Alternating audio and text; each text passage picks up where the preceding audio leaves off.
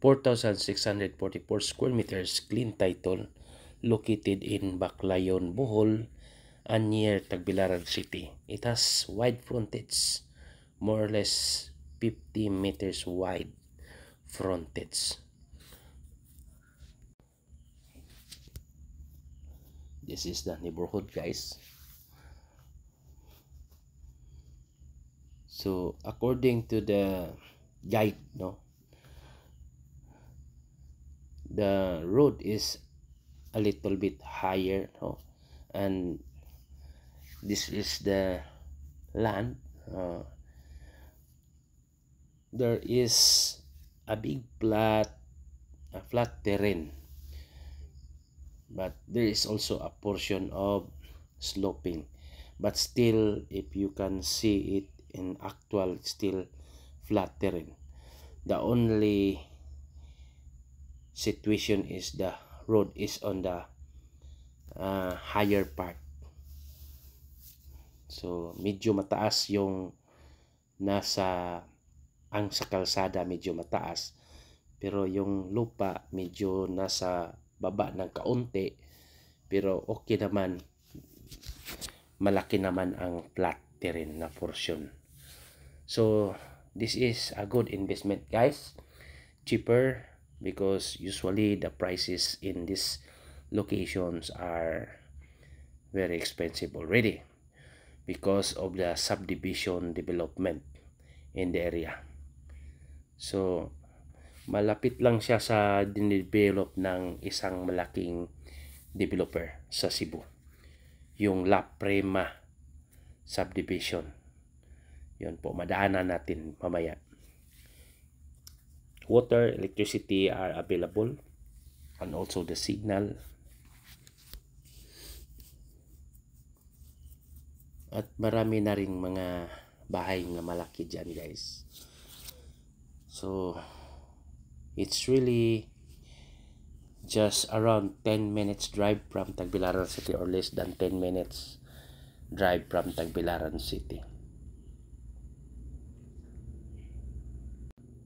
A small house, or it's a Porok center. So it's a Porok center. Then the coconut trees are included.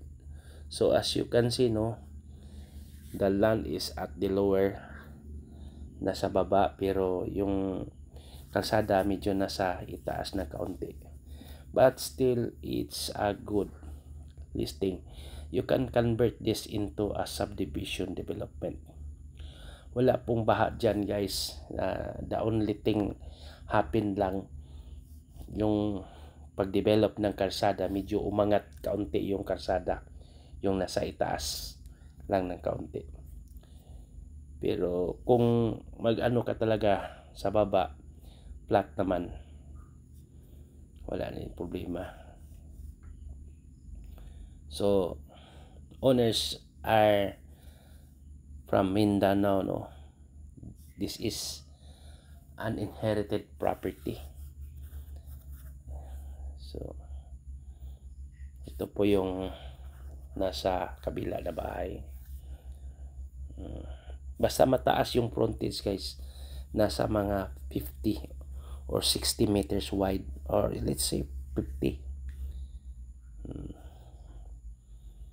So all are from highway to the site is concrete road. So concrete to talaga.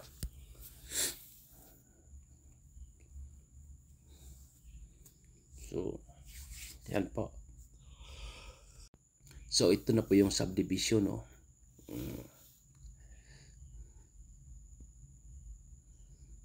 Yan, subdivision po yan, guys. Malaking developer. So yan po.